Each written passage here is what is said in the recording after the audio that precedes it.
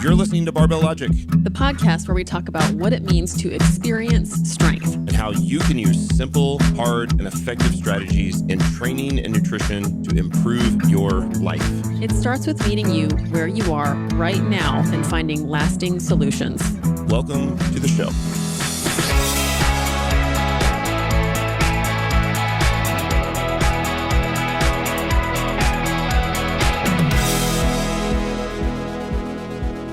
Hey everybody, welcome to the Barbell Logic podcast. I'm your host, Nikki Sims, CXO, exclusive coach and nutrition coach for Barbell Logic. With me is Andrew Jackson, COO. Good afternoon. Hello. Exclusive coach and nutrition coach.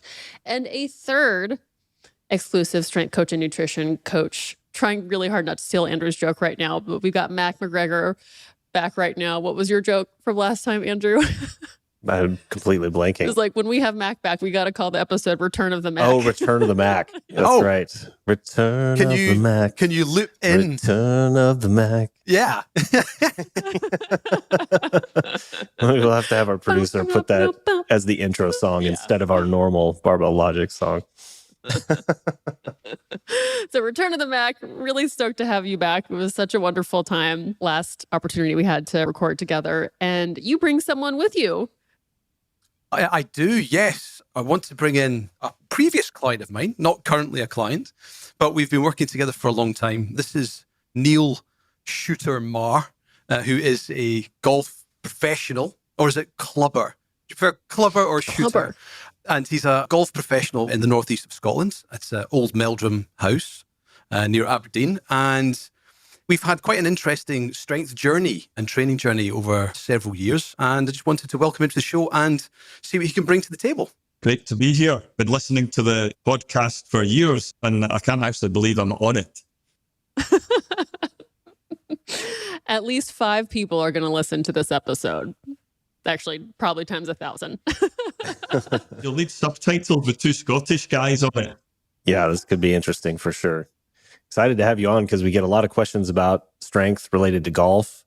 And I also believe you're one of the strength coaches using Turnkey Coach as well. Is that correct? That's right. Yeah, I got asked if I would beta test it. So I've been using it and I'm getting a bit more into it. Mr. Burgos has been guiding me along.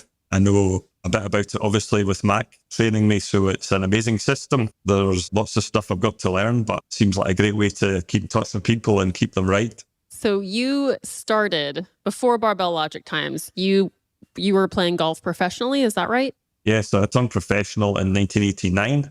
Played a little bit in Scotland on the Tartan Tour, but then I got quickly into coaching and teaching. I think that you call it golf instructor in America, and became a passion of mine to help golfers and find out ways to make them better. And that's kind of what I've been doing since the mid-90s up until just now. So I've always had an interest on the physical side and how that's related to how golfers perform. And I've dabbled in lots of different things, like it sounds you guys have done in the past. And I found my way to strength training, which I think is a really great addition for a golfer to add to their training. Yeah. I got into watching it early this year, and then I decided to take a few lessons. And, 5 minutes in, I realized like the amount of things to think about and the number of skills that you have to kind of fine tune is completely overwhelming. And it made me even wonder how an instructor or a coach starts. Like going back to when I first started barbell coaching, it was nice to have just a model of like, okay, focus on these things. This is what it needs to look like. But it seems like with instructing a swing, how do you even start? And then same thing with like the different clubs that you use, managing the weather. And it made me really curious how did you figure out where to start with someone when you're first teaching them? It's basics. It might have sounded complicated to you, Nikki, but lots of people would think that learning a deadlift or a squat would be complicated, but so many things about that. But with a golf swing, yeah, it's complicated. And you have to start with the basics, just like the lifts in barbell training, I would say. It's your setup, where how you stand to the ball is really important. Getting that in place then enables you to move properly. It's a very fine tuning thing you have to do, though, with something that's moving really fast. So there's lots of errors to start with till you start to home in on the ball and strike it properly. And that takes hours and hours of practice, just like every other sport, I suppose. People get into golf themselves and end up doing things their own way. And you have to then find out different ways to fix what they've done to try and get them to play better. The further down the line they are, I suppose it would be something similar to someone that tries to teach themselves a squat and maybe can't see what they're doing and don't know what they should be doing, and they'll end up grooving errors, which happens in golf as well. And you guys have got great eyes and know how to then fix what they're doing. Similar, I think. I'm curious where in the process you had the inclination to pursue strength training to benefit your golf game. Well, like I said, I've always been interested in exercise and getting fit and whatever.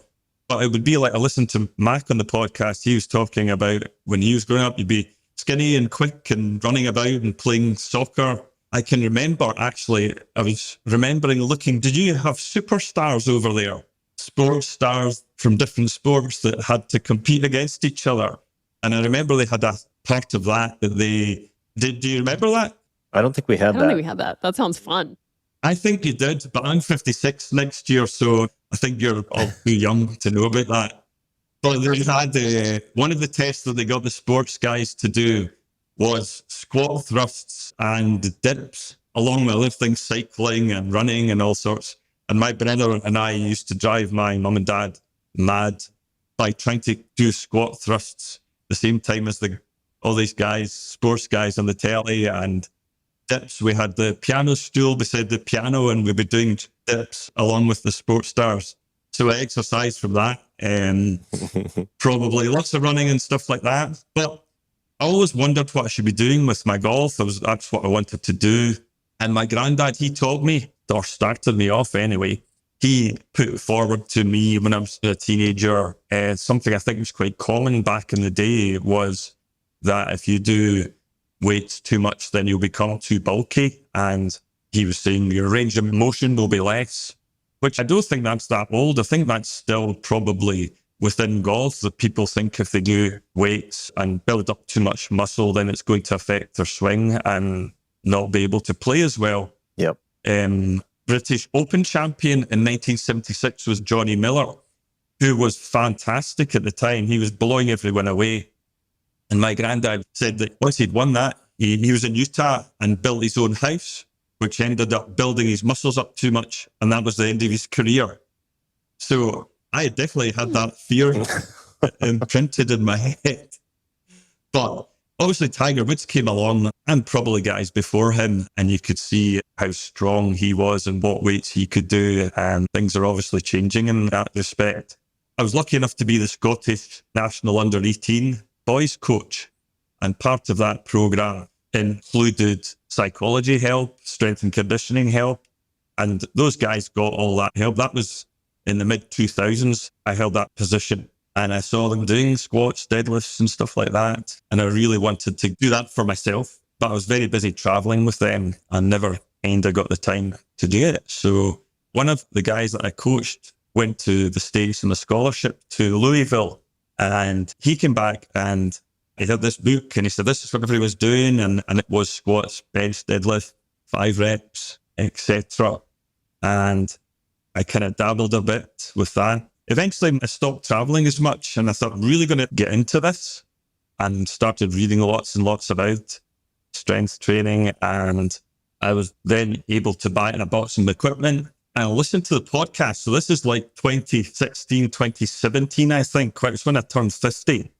And I love doing what I'm doing. And I don't want to lose the ability of being able to demonstrate a golf swing and be able to hit the ball well and long. I kind of really saw how simple it could be to do strength training, the 4 exercises to start with, building a little bit on each time. I probably used myself as a guinea pig. I thought of myself as a guinea pig. I'm going to try this and see what happens. Certainly made some mistakes along the way. And listening to the podcast, I just had to get some help. And I got in touch. And my first coach with Barbell Logic was Matt Reynolds. How lucky was that? Yeah. He said he picked me because I lived in Scotland and he wanted to find out more about whiskey. I'm not sure if he picked me for the right reasons. But anyway, I've got lots and lots of help from him. And then in my kind of thirst for knowledge about strength training, I found that there's this guy that lived an hour away from me who was one of the foremost coaches for strength in the UK. So I just couldn't believe my luck. Went up to see him and he's guided me ever since and guided me with my coaching of the subject as well. He gave me advice during the lockdown over here. We discussed how I would get into strength training. And over here, you need to be qualified as a personal trainer to be able to give this kind of advice. And Matt guided me along the way with that.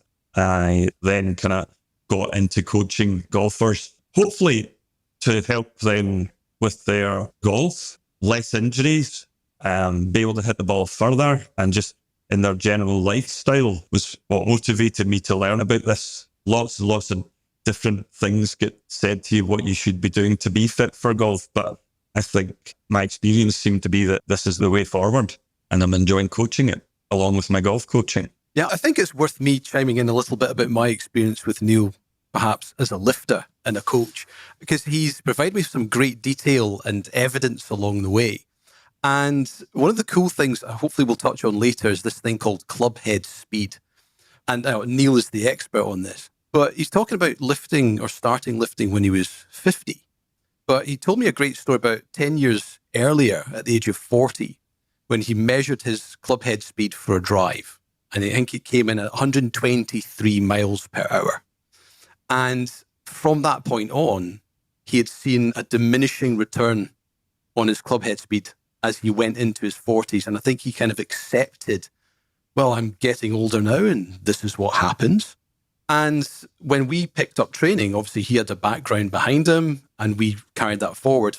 And at his heaviest weight of 13 stone, which for you guys is just a nudge over 180 pounds in body weight, he pulled a 220 kilo deadlift and a 190 kilo squat. Damn.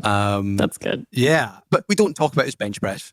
But, you know, if you can imagine, that's some solid numbers. Yes. For a 55-year-old. It's really good. At that body weight. Yeah. Not getting massively muscular, but lean and wolf-like and strong. But then measured his club head speed at 125 miles per hour. Oh, snap. So not only did we reverse his sporting performance, he's actually producing more force and hitting his ball further 15 years on, you know, in his dotage. How does the club head speed translate to the game? You said it goes further. Like how much does a mile per hour more on the club head speed translate? It's roughly 2 or 3 miles an hour. A mile an hour would give you 2 or 3 yards added to your drive. Wow. So yeah, it's significant. If you can hit it further, the game is easier. That's for sure. But it's also stability as well. You know, all the other shots need you to be planted and not be shifting about. Even putting, I think if you're stronger, you'll be more stable. You can repeat those really fine-tuned aspects of the game better as well. But the club head speed thing, that's not particularly fast. There's lots of really quick swingers on the tour, but I was really happy to kind of hold it as I'm getting older. There is nothing else that I'm doing apart from strength training to keep that. One of the cool things that I saw going down a YouTube rabbit hole, I was watching your guys' interview series, and I thought it was really interesting how you demonstrated how club head speed increases as you bring more muscle mass into the equation. Can you kind of walk through that process that you went through where you started at just using your wrists and then went all the way through the whole body and how that changed the club head speed? Yeah, it was just lots of people ask where the secret is to hitting it hard and hitting it long. I thought breaking it down, you know, so you could make a small swing just using your wrist and chip the ball out. But then if you add your arms to that movement, you can develop a little bit more speed, freezing your torso and your pelvis. Then if you add a little bit of torso movement along with those arms and hands, that gives you more force. The club's moving further back, and that gives you more speed at the ball. And then using your hips to rotate a little bit more, moves everything else a bit further. And that gives you more power. And then you can start really stomping into the ground force, which I'm sure squats and deadlifts help. And you can then transfer much more speed to the club head to hit the ball harder from there. It was just a little demo really of it's the sum of everything that gives you that speed at the ball rather than any one secret. Unfortunately, it's not a magic wand. Yeah, what I loved about that demonstration is that it immediately connected with language that we use when we're talking about barbell lifts, that we want to use movements that use the most muscle mass over the greatest effective range of motion so that we can produce the most force. And it just immediately, the way you kind of walked through that demo and you could show, you guys in that video had the club head speed flashing on the screen with each demonstration. So, you kept hitting the ball with each incremental amount of muscle mass, and the club's head speed went up, the distance went up, and by the end, you're doing this full swing. And it just immediately makes it very concrete how using more muscle mass increases the club head speed, and then the logical connection to, therefore, if you have more muscle mass, which is what we're trying to do fundamentally with strength training, is build more muscle mass and build your ability to produce more force with that muscle mass. Therefore, you can create more club head speed. I just thought that was a brilliant demonstration that connects directly to how we talk about strength training for the purpose of moving a barbell, but then how moving that barbell more effectively could relate directly to hitting a ball further. Yeah. I think being able to build up muscle mass is obviously going to help produce more force, as you say. And the thing that strikes me about it as well is during my time, the last 20 years or so, I've worked quite closely with physio Karen Young, who screens my golfers to see if they've got any mobility or injury issues that maybe would affect their swings. She points out that sometimes it's not so good to have exercises that mimic the golf swing, like pulley's a straight line and a golf swing's a circle. So you've got to be careful that you don't upset the fine tuning and the timing of a golf swing. And that's where it makes sense to me that the lifts are not anything close to a golf swing, and you're just building up strength in the muscles, which you can then use in the golf swing without interrupting any of the timing that you might have developed over the years. That makes a lot of logic to me.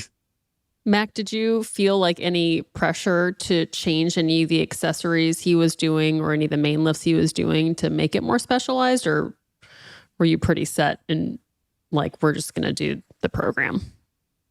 Absolutely not. There was no requirement to deviate away from general strength. So we started with our 4 main lifts. We had some shoulder pain to work around. So we did use some variations like pin pressing, limiting some range of motion to work through some legacy shoulder issues, but really just driving Niel's strength up, which as a coach was actually very, very easy.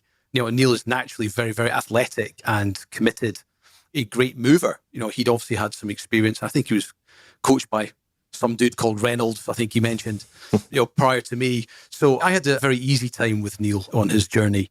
The interest between the two of us has kind of grown with him developing his coaching practice. And I think another nice sort of sidestep potentially into what he felt the benefit of his training was on his game and how he could then bring that to his golfers, because we had a great discussion about the noise that's out there. If somebody says, hey, I want to get stronger or fitter to help my golf, and they go and Google strength training for golf, what are they going to get? Because if you dig into it, they say all the right things: strength, power, fantastic. You start reading what they're offering, you'll see words like squats or hinging, like fantastic.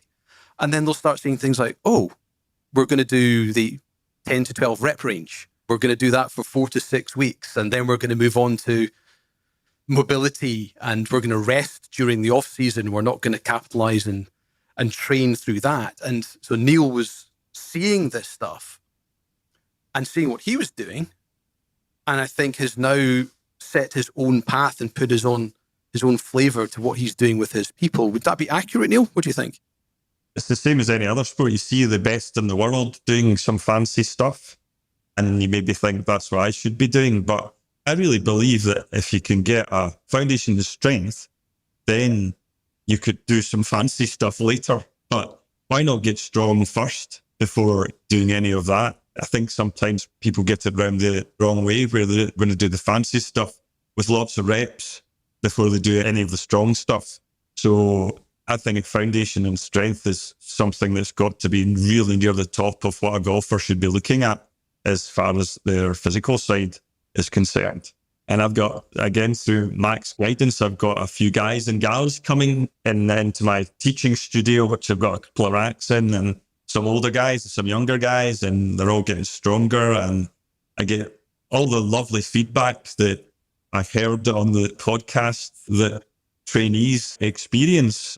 These guys are kind of in their 60s and they're maintaining their clubhead speed or increasing it. It's not just the strength. There's one guy played 30 days in July on the trot.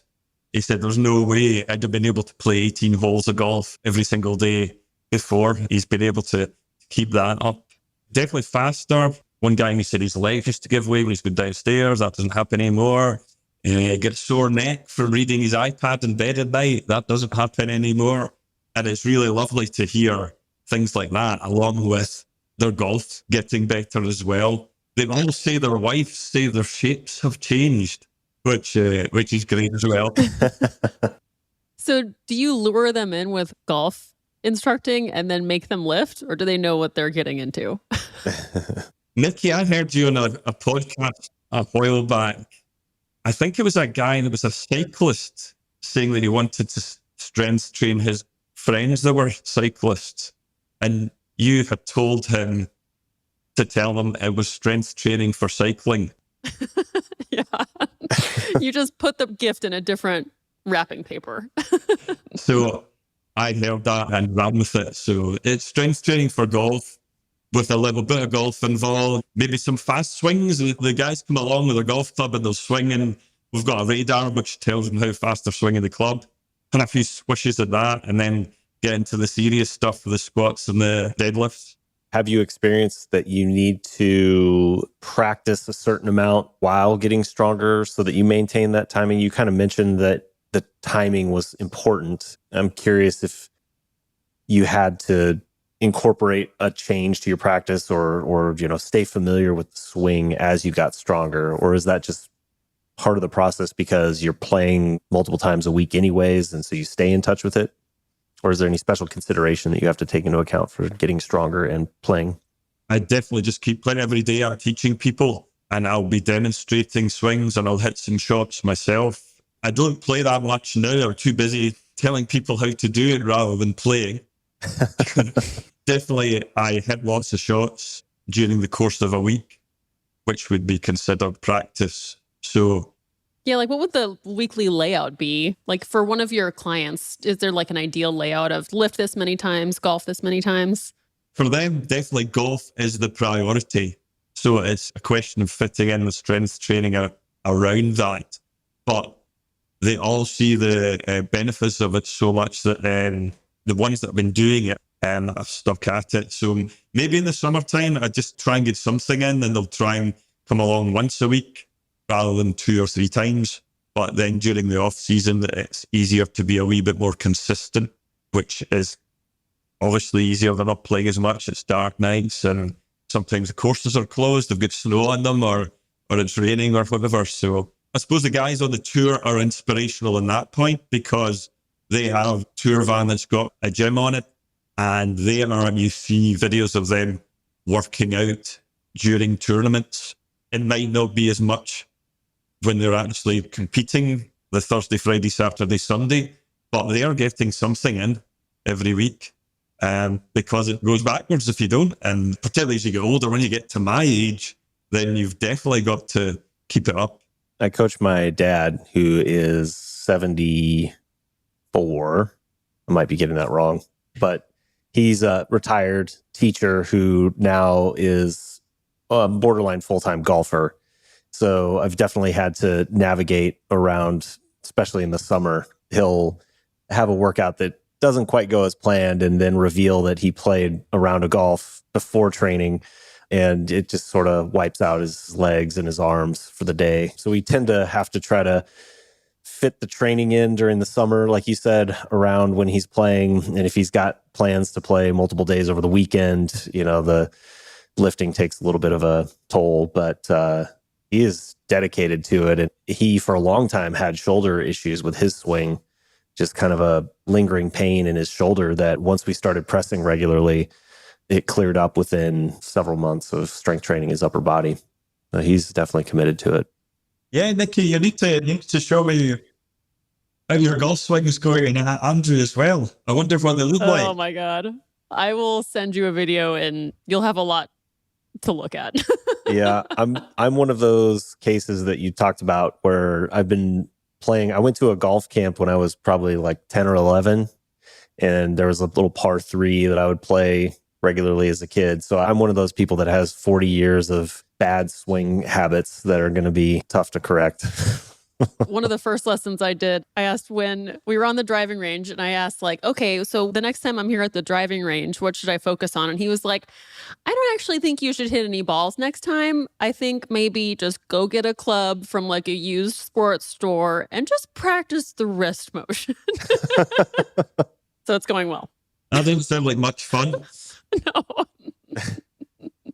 I just had this image of the block headquarters executives having like mandatory golf sessions, you know, buggies, +4s, you know, one of the, you know, some club coaches as caddies, that kind of thing. No, that would be way more fun than what we usually do.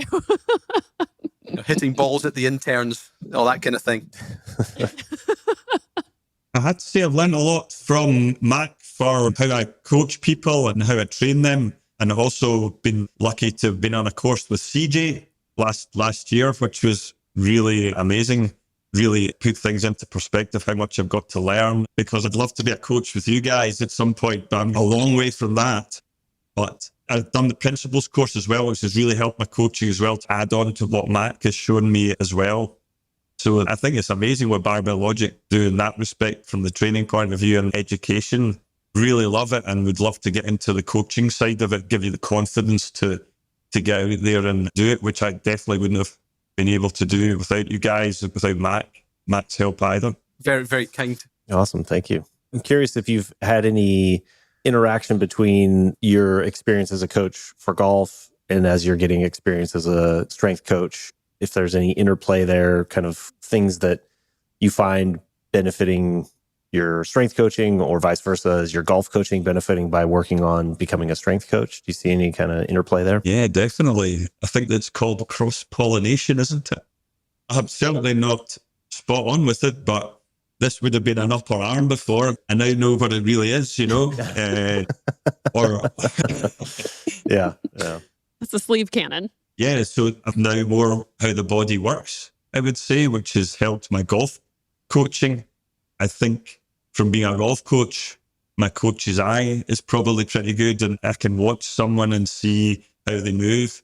Because I come from the era where you didn't even have video to analyse someone's golf swing. You had to look at them and try and guess what they were up to. There's a lot less guesswork now with all the technology that you can use. It's definitely been advantageous to both subjects, I would say.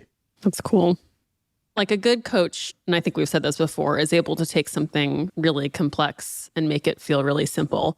But in order to do that, you have to learn all of the complexities and how to see them and distill them. So you have to get into the big world before you can make it small and simple for someone. And I can see how you're working on that, and you get to do that for each of the sports that you teach. And I think that's such a high value that you bring to your clients. I hope so. Hope they enjoy it. I'm sure they do. Just to try and improve their game. So what they're all about. And hopefully they're seeing that. Yeah. I'm curious if you had a piece of advice for someone who is more of a golfer than a lifter now, and they're worried about what getting into strength training might do to their game. Is there any sort of reassurance or nudge in the lifting direction that you would give them?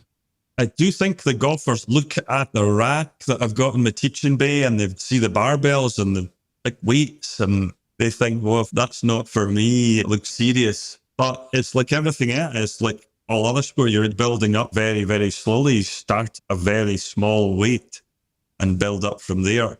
And as long as you're playing in between times, then it's not going to really have a detrimental effect on what you're doing.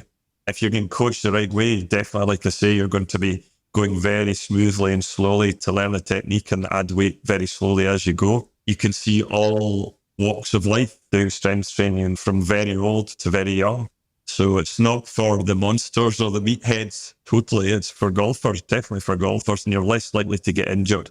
If you're making your back stronger, you use your back a lot in the golf game. There's so many golfers have sore backs. If you're making it stronger, you're going to be able to play golf more and for longer if it's strong and get round the golf course less tired. But it's definitely right. There's a hurdle there for golfers to get over.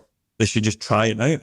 That's such an interesting sport where you have icons like, was it John Daly who just like smokes and drinks all the time? You know? And then you also have like Rory McIlroy and Victor Hovland, who they look great in white pants. So it's this sport where it's not like you're looking up to these prime athletes. Like it's one where you can get away with eating hot dogs and beers for 9 hours. You can. You're right.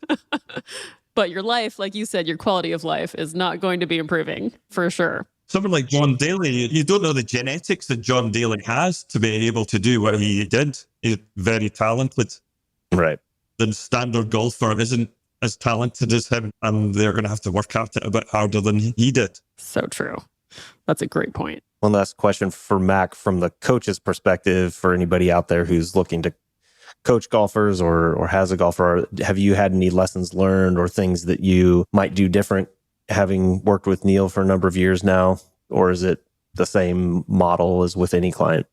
That's a great one. And I say that because everyone is different. You know, Niel, like I say, has come with a history of golf with a specific requirement to try and improve his golf. Plus, he's coming with a history of training and he's a good coach.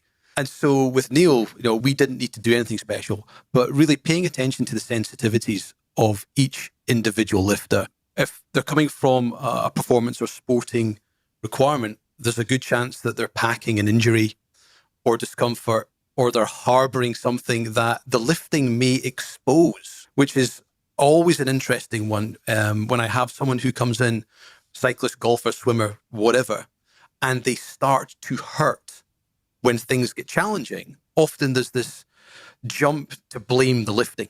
But actually what I tend to find is we're actually exposing something that can be worked around or worked through. And then once you've strengthened that aspect, suddenly the pain goes away. So don't be quick to judge the lifting as the thing that has caused the thing. In my experience, it's something else, because their sporting activity, their hobby is something they do lots of repetitively. They've probably picked up some bad habits and there's a movement issue that has been caused there. And we go through this element of trying to, you know, force someone into a model of how to move, but then you can't be dogmatic with that. You have to adjust with your lifter and accommodate those things. And eventually you'll find a way forwards. That would be my big one. Love it. Well, gentlemen, thank you so much for being here. This totally makes me want to be out in the sun playing golf and maybe having a beer. Maybe we'll come and meet you in Scotland and play around and squat. That sounds like a lot of fun. Welcome anytime. Don't do it in October. It will not be that utopian. So, come anytime but October through like July. No, that's all good. Well, yes, thank you so much for being here. I loved hearing your insight on how to coach someone who's a specialist in a sport and also how to be a specialist in a sport while also getting stronger. And then I love your journey, Niel, and just learning how to golf and then becoming a coach in both sports. I think that's really admirable. And thank you, everybody, for listening. This is another episode of Barbell Logic. If you got value from this, we'd love a share and a review. And we'll be here next week. Thank you so much.